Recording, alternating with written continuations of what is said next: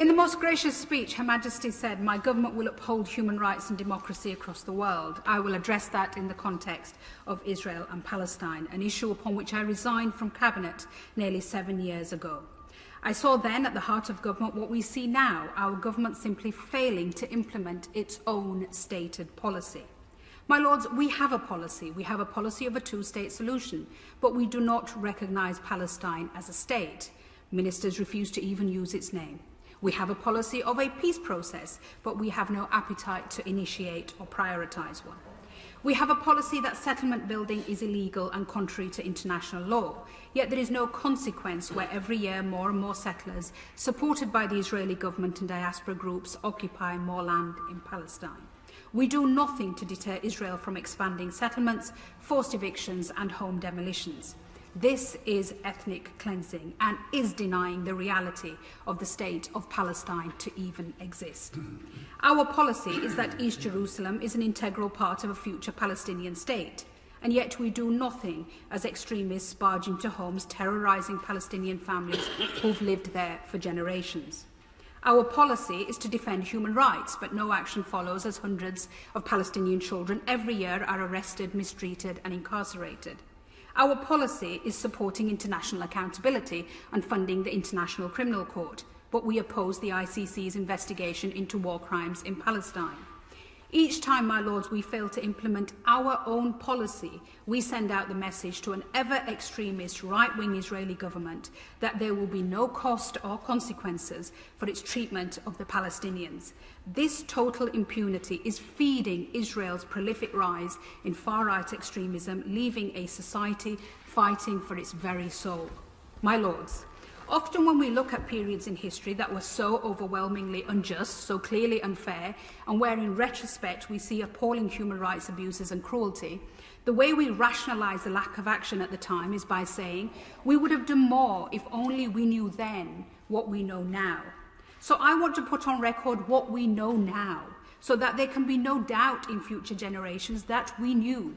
We know about the dispossessions in Sheikh Jarrah, about the chants of death to Arabs in Jerusalem, about the attacks on worshippers in Al-Aqsa, about the attacks outside the Church of the Holy Sepulchre.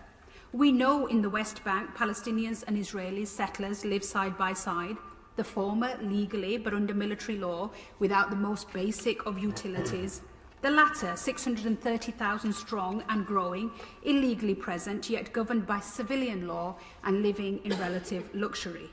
Two peoples in the same land, but with differing legal systems and even separate roads to the same place. So we know, my Lords, as documented by Human Rights Watch, that the threshold has passed for the international war crime of apartheid and persecution.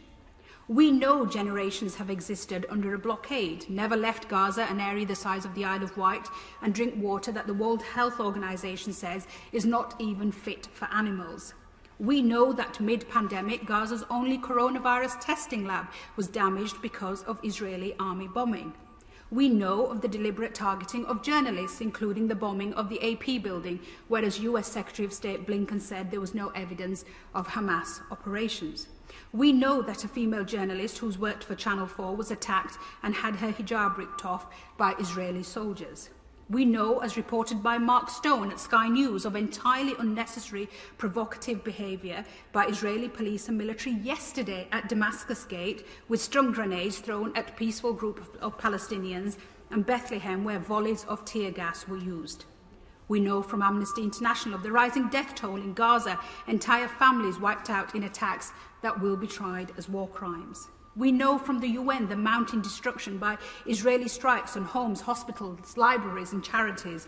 And we know about the incitement of hatred on official Israeli government platforms only this week on Twitter, posting verses from the Quran over a photo of bombs dropping on Gaza in an offensive attempt to argue that Palestinian destruction was ordained in Islam. And we know over the past week Israeli soldiers have shot dead 3 more Palestinian children in the West Bank. And we know, my Lords, that there will be zero accountability for this appalling violence. And our silence in the face of this makes our position, as I said when I resigned in 2014, morally indefensible.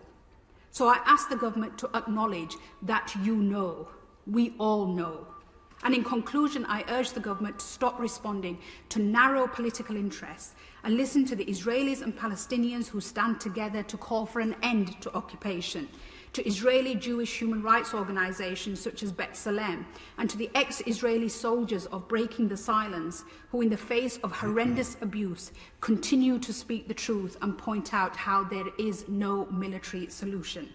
I urge noble lords across the House to win the BAFTA-winning film The Present by Farah Nablusi, which in 20 minutes of heartbreaking storytelling lays bare the daily aggression of occupation and checkpoints.